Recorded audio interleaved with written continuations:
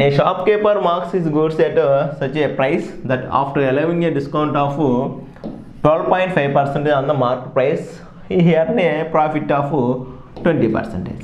అయితే if the article cost him is 1400 rupees అయితే అతను మార్కెట్ ప్రైస్ అంటే మనీలో అడుగుతున్నాడు. సింపుల్, మనకు రిలేషన్ వచ్చింది, రిలేషన్ వచ్చి కాస్ట్ ప్రైస్ ఎంత పార్ట్ వచ్చింది కదా, పార్ట్ ఈక్వల్ 1400 అయితే అడు మార్కెట్ ప్రైస్ ఏదో పార్ట్ వచ్చింది కదా మనకి రేషియో ఈక్వల్ ఎంత అని అడుగుతున్నాడు. ఓకేనా, ప్రాసెస్ మాత్రం సేమ్. చూడమ్మా, cost price and market price, cost price and market price. Cost price equal ఎంతమ్మా, డిస్కౌంట్ ఎంత ఇస్తున్నాడు అతను మనకి 12.5%. ఓకే, ఇలా మిక్స్డ్ ఫ్రాక్షన్ వచ్చినప్పుడు ఎలా చేయాలి సార్?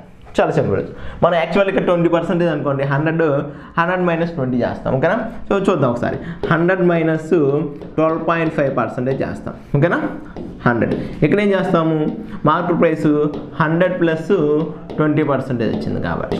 ఓకే, ఇక్కడ ఏమవుతుంది మనకి, ఇక్కడ 87.5 వస్తుంది. ఓకేనా, ఇక్కడ ఏమొస్తుందమ్మా 120. సో ప్రాసెస్ సేమ్ అనమాట, కాబట్టి ఇక్కడ మనకి పాయింట్ వస్తుంది. అదే 33 1/3 14 2/7% వచ్చినప్పుడు ఏం రాయాలి, దీన్ని ఇలా రాసుకునే కన్నా ఫ్రాక్షన్లో రాసుకుంటే చాలా సింపుల్గా ఉండేది అనమాట. ఫ్రాక్షన్లో ఇదంతా 1/8 అని. ఓకేనా, 1/8 అని. సరే చూద్దాం ఒకసారి, ఇది నేర్చుకున్న తర్వాత అది కూడా నేర్చుకుందాం. చూడండి, మరి క్యాన్సిలేషన్ చేస్తే ఏమిది, ఈ పాయింట్ పోతే ఈ టేపు 0 పెట్టుకుంటాము.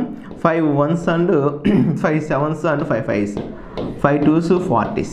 ఓకేనా, 5 4 28, 5 3s and 5s, 7 5s and ఓకేనా, ఎంతమ్మా సారీ క్యాన్సిల్ అవ్వట్లేదు, ఎంత వస్తుంది 35:48.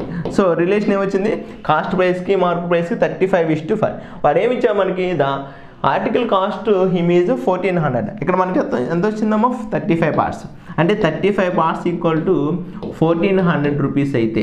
ఓకేనా, అతను ఏం అడుగుతున్నాడు, మార్కెట్ ప్రైస్ ఎంత అని అడుగుతున్నాడు. మార్కెట్ ప్రైస్ ఎంతమ్మా 48 parts, 48 parts equal how much అని అడుగుతున్నారు. ఓకేనా, క్రాస్ మల్టిప్లై చేస్తే ఎంతమ్మా 1400 డివైడెడ్ బై 35 ఇంటూ 48. ఓకేనా, 7 5s and 7 200, 7 1s and 4s. Okay, 7 1s and 7 4s ఎంత మీది 32 19 1920 రూపీస్ ఇస్ ద ఆన్సర్.